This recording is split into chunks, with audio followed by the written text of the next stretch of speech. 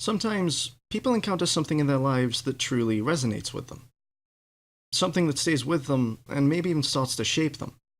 It could be anything, a favourite movie, a favourite sport, a favourite video game. But it goes beyond just favourite. It becomes a pivotal element of their lives, one so dear to them that it becomes a passion.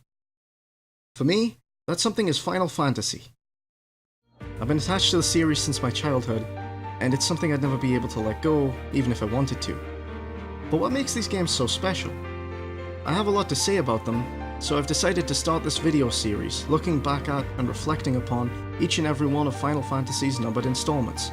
Join me, as we take a look at the highs and lows of a legendary series, revisit the stories they tell, and explore the magic of Final Fantasy.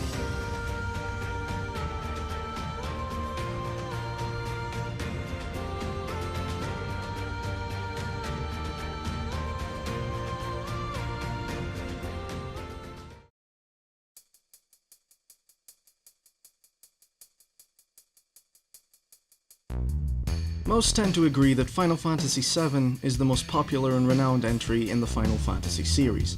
It's a game that has earned a place in the hearts of countless fans and effectively set the standard for JRPGs at the time. The critical acclaim this game boasts is, to be frank, staggering, and that certainly isn't without merit. But what makes the game stand out isn't the familiar, it's what it does differently. The setting and tone of Final Fantasy VII are, even to this day, vastly different to those of most RPGs. Instead of taking place in a pristine and colourful kingdom, the game introduces the dying metropolis of Midgar, where everything is covered in a thick layer of grime and rust. It's dark, it's grim, and it's lonely. Harsh living conditions have pushed people to become apathetic to the plights of others, too caught up in their own sorrows or selfish endeavours to concern themselves with anything else. There's no better example of this than the main protagonist Cloud Strife, who not only serves as a juxtaposition of most RPG heroes at the time, but also encapsulates the world around him perfectly. He isn't a knight in shining armour, he's a distinctly flawed man. At the start of the game, he flat out tells his allies that he doesn't care about saving the world. His weapon, the now legendary Buster Sword, is a crude, unrefined chunk of metal worn down by one battle after another. But it's Cloud himself that describes everything best when he compares the fate of Midgar's residents to that of a train, unable to go anywhere but where the rails take them, constantly moving but never truly free, ever stagnant in the bleak world around them. This choice of a dieselpunk setting was a distinctly unusual one, but it succeeded in crafting a believably grungy fantasy world unlike any other. VII's unique sense of atmosphere is immense, and it's easily one of the strongest aspects of the game. It oozes this oppressive, cynical nature that's offset every now and then by dashes of beauty in nature, to lend spots of hope to a setting that is otherwise void of it. The moment the player first ventures into the reactor at the beginning of the game, they're given a clear picture of what awaits them, and it's also brilliantly tied together by the soundtrack. Thanks to legendary composer Nobuo Uematsu, the impeccable music of this game perfectly captures the feeling of struggling to endure in a seedy underworld that doesn't care about you. Yet it isn't afraid to embrace the whimsical, charming elements of fantasy to remind you that, though different, this is very much a Final Fantasy game through and through. It all amounts to an unforgettable collection of themes that truly breathe life into the game. I could probably talk for hours about the music of Final Fantasy VII, from utterly chilling themes like those chosen by the planet,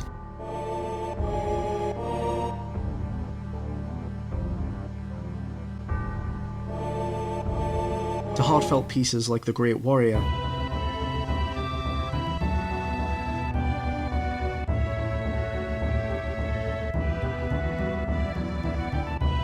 or the ominous choir of the famous One-Winged Angel.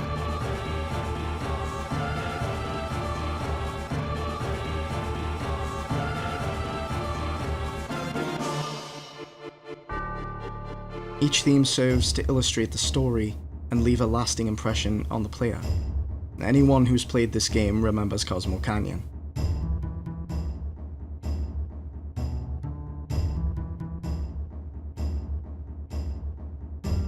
Once Sephiroth summons Meteor to destroy the planet, the music of the world map shifts to a hauntingly hopeless theme that really drives home the horror of the impending doom descending upon the world. The game's narrative is thoroughly enhanced by the music, and as a result, It's a plot that made an impact on many.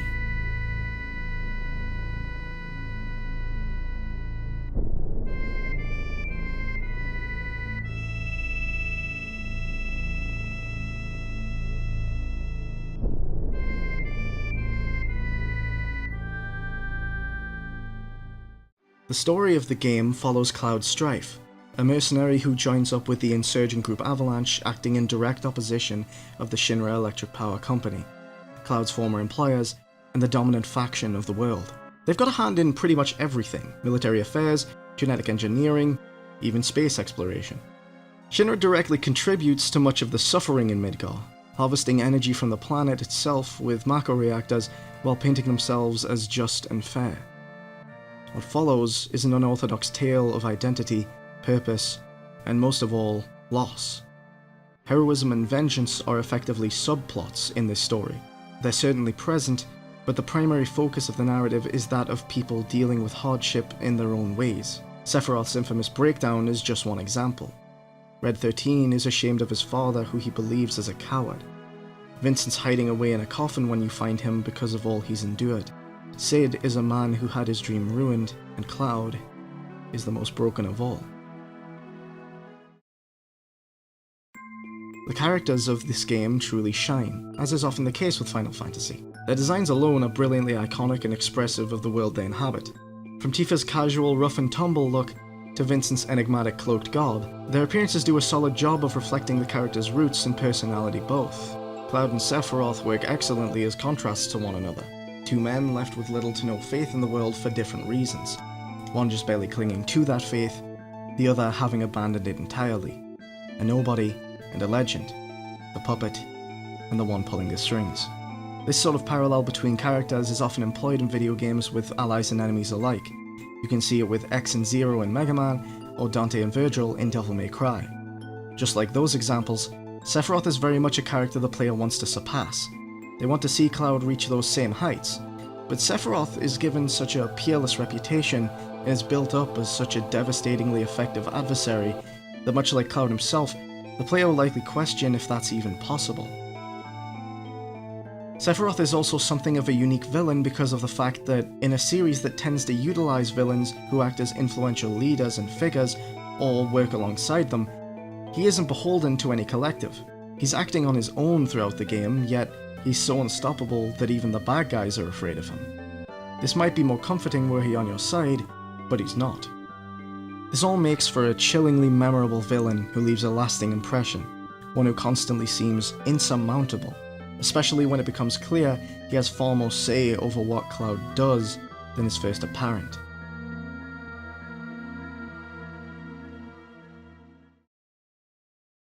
Something I really want to focus on about Final Fantasy VII is that it's eerie.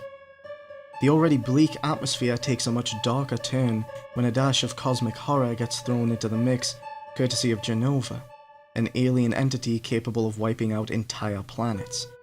If Shinra makes the world look grim, Jenova turns it into an absolute nightmare, especially with the seemingly invincible Sephiroth acting in tandem with her. There are various other points where this game dives from grungy and moody to creepy and flat-out unsettling. Most of it comes from Jenova, but Cloud himself acts as a source of this once it becomes clear that he's not entirely stable. He sometimes speaks with a voice only he can hear, suffers intense flashbacks, becomes unresponsive, and even passes out. It really hits you with a sense of creeping dread when Cloud gradually starts to just fall apart.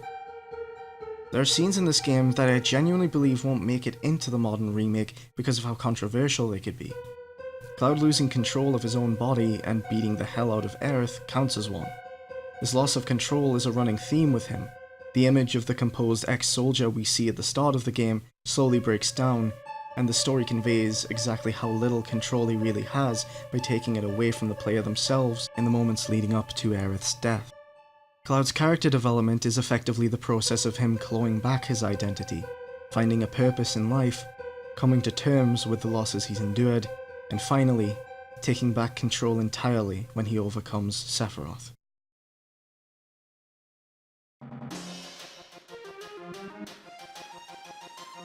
While the combat of the game is your typical turn-based RPG fare, what sets Final Fantasy VII apart is the materia system. Spells, summons, and abilities are given freely to characters by socketing the corresponding materia to their weapons, armor, and accessories. None of this is locked to a specific character, and as a result, the inherent freedom and customization this offers is pretty staggering. The player is free to mix and match their party however they want, and this feature alone makes this entry a favourite for many. This even ties into the setting rather well. The world is a place so devoid of the wondrous magic seen in other titles that characters can't even use it naturally, instead relying upon materia to do so.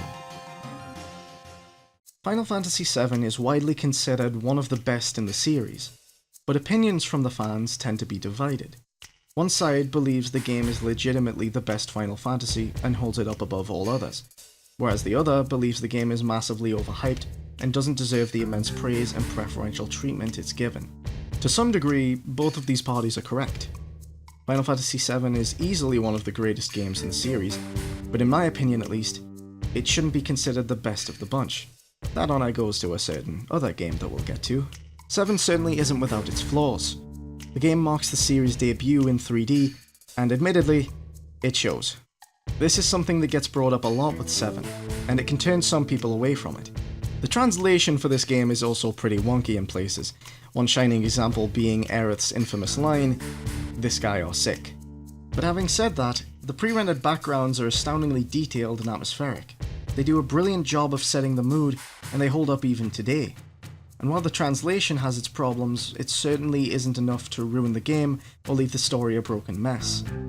If you're a fan of RPGs and can look past the dated aspects of the visuals, there's a truly special and engaging game waiting for you. I think what I love most about Final Fantasy VII is just how unconventional it is. How effectively it uses its dark and gritty industrial atmosphere to tell a unique story, proving just how varied the series as a whole can be. The game conveys utter dread and even hopelessness without leaving the player apathetic. Much like its Dieselpunk setting, it makes the rare optimism stand out and give it that much more impact, presenting players with a party of downtrodden heroes they want to see succeed, even when failure haunts them at every turn. While this is a tale of overcoming the odds, I believe it's more of a personal story about people making the best of the terrible circumstances they find themselves in and soldiering through the pain they endure. Cloud says as much at the end of the second disc, calling everyone out on the fact that they say they're fighting for the planet, but really they're just fighting for their own selfish reasons, and that's okay. Something like that is pretty rare for an RPG party to admit, especially so at the time of the game's release, and it makes these characters feel all the more human for it. After seeing everything these people endure, watching them struggle against the impossible and rise to overcome it all despite their flaws, despite their weakness, it's easy to be left with the impression that just as Cloud learns, you don't need to be legendary to be a hero. You don't need to be anything more than what you already are, so long as you're willing to make a stand and be the best you can be. Even if you fail, if you attempt to rise above that failure, then the failure itself won't be what defines you. In the end, Final Fantasy VII isn't the perfect game, nor the best representation of the series as a whole. But that never stopped it making an impact that resulted in its now legendary reputation. It's a game that dared to be different, a collection of weird and unusual ideas that all came together to form something far greater than the sum of its parts. The passion that went into making it is brought to the forefront even more by its limitations. When you can tell a compelling story that keeps people hooked even though your characters look like this, you know you've done something right. The series hasn't evoked such a beautifully melancholic setting since, and I honestly don't know if it ever will.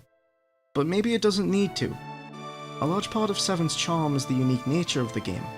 It stands as a testament to creativity within fantasy, so I think pursuing similar ideas sort of goes against that. There will never be another game like Final Fantasy VII, but because of how fondly its strengths are remembered, it's a game that remains genuinely unforgettable.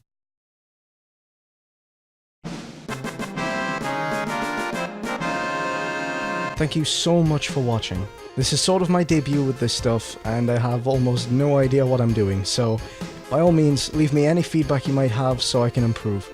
If you'd be interested in seeing more content like this, please consider supporting me on Patreon. For updates and news about my channel, feel free to subscribe and follow me on Twitter. Links to both can be found in the description below. Have a great day, and I'll catch you next time.